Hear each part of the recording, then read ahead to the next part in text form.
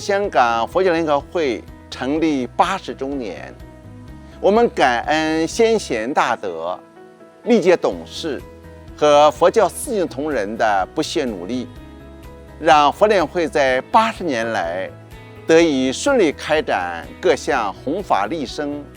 服务社群的佛教善业。80周年是一个承先启后、继往开来的重要里程碑。我们以传续佛陀本怀、开启弘法新篇作为未来的发展方向，秉持佛陀的慈悲精神，切合社会需要，切理切机，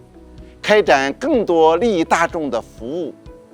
开启一个新时代的弘法新里程。香港佛教聯合會成立於1945年，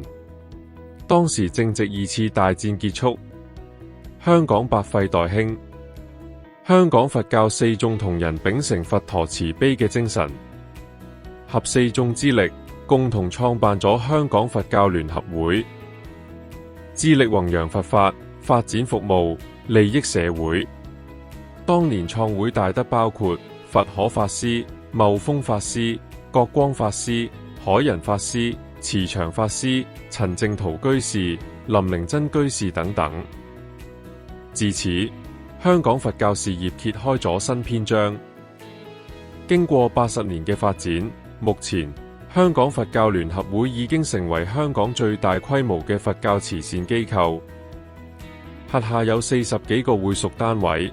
開辦嘅服務涵蓋教育、醫療、安老、墳場、康樂營等唔同領域，服務嘅對象遍及全港市民。香港佛教聯合會嘅慈善事業係由戰後興辦義學開始。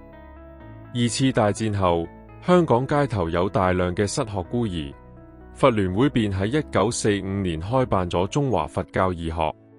即係現時嘅佛教中華康山學校嘅前身，由此奠定咗佛聯會對弘法利生嘅取向。時至今日，佛聯會開辦嘅中學、小學同幼稚園屬校總共有26間，遍佈港九新界各地。學校都以明智顯卑為校訓，通過佛化教育，培育出一代又一代品學與才德兼備嘅社會棟樑。上世紀60年代開始，香港人口爆炸，社會上各項公共服務非常之短缺。首先係公共醫療嘅短缺，因此佛聯會自60年代初帶動籌建佛教醫院，香港首間佛教醫院最終喺1970年投入服務。其次，墓地不足嘅問題亦都困擾住香港市民。1964年，香港佛教聯合會因應佛教徒嘅需要，向政府爭取開辦香港第一個，亦都係唯一一個佛教墳場。至上世紀70、80年代，因應政府提倡支援青年發展，佛聯會喺1979年開辦咗佛教青年康樂營，即現時嘅佛教陳馬美育紀念康樂營，並喺1987年擴建香港佛教聯合會文化中心，喺中心內開辦佛教青少年中心。90年代，香港社會開始關注人口老化問題，佛聯會亦與時俱進，拓展安老服務。近年，隨住社會發展，現代人嘅身心靈健康日益受到重視，佛聯會服務亦積極回應社會需要。近10幾年嚟，佛聯會喺會屬嘅中小幼學校大力推動身心靈教育，希望新一代嘅年輕人變得更加堅毅，有能力抵禦喺學習同成長嘅壓力，建立健康嘅身心靈生活態度。其中，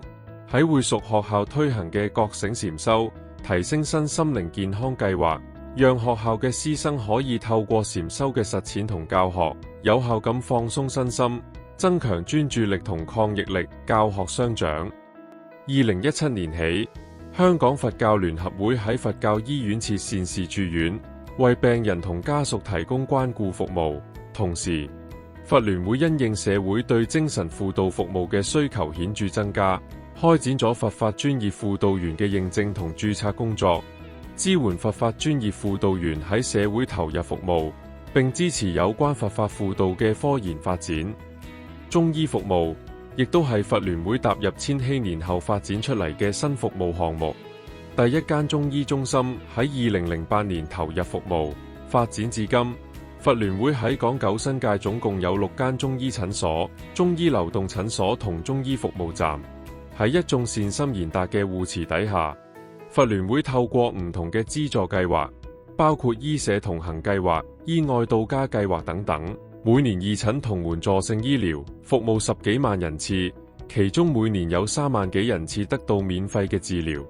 除咗全新發展嘅中醫服務，佛聯會亦致力優化同拓展固有服務。安老服務方面，佛聯會投入咗大量善款喺屬下安老院舍同長者鄰舍中心，加強認知障礙症同虐老照顧者嘅支援服務，長期為認知障礙症長者提供持續訓練，並設立短暫嘅看顧服務，讓護老者能夠獲得適度休息嘅機會，舒緩身心壓力。喺香港佛教墳場，除咗原有嘅服務之外，2022年佛聯會響應綠色殯葬，增設夢影花徑撒灰紀念花園，以及開辦少少淨土，為不足24週嘅夭折胎兒提供安放服務。2024年，香港佛教聯合會又喺陳馬美育紀念康樂營新建咗一個符合國際標準嘅草地滾球場，成為一個非常受學校同社會大眾歡迎嘅康樂場地。過去80年嚟，香港佛教聯合會一直肩負住上宏下化、團結佛教嘅使命，每年舉辦唔同嘅弘法活動，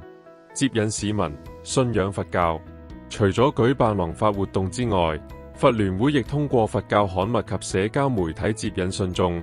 例如香港佛教月刊、佛聯會信等，每月以數以10萬計閱讀同瀏覽量，同信眾廣結佛緣。2025年年中，佛聯會更將創刊65年嘅香港佛教月刊全部電子化，並將珍貴嘅佛教歷史資源開放俾公眾閱覽。除咗月刊同電子資訊平台，佛聯會編纂委員會每年亦會編印各年級嘅佛學課本，並出版唔同嘅書籍，弘揚佛法，接引善信。立足香港，放眼世界。喺過去80年，佛聯會舉辦過好多令香港乃至全世界注目嘅佛教大事，成就佛教善業，得到全港市民以及世界不同佛教組織嘅一致讚揚同高度信任。80週年係香港佛教聯合會開啟弘法新篇嘅新起點。喺十方因緣共同推動下，佛聯會董事會開展咗籌建新總部嘅宏大計劃。計劃中嘅新服務總部，除會設置辦公室同會議室之外，仲將會開設禮堂、佛堂、中醫中心、佛法輔導中心同會員中心等唔同嘅服務，為佛聯會多元化服務開啟咗一個全新嘅篇章。80週年既是佛聯會一個重要的里程碑，也是一個充滿挑戰的新起點。未來本會同仁將不忘弘揚佛法、普化眾生的創會宗旨，承先啟後，繼往開來，推動善業，邁進下一個重要的80年。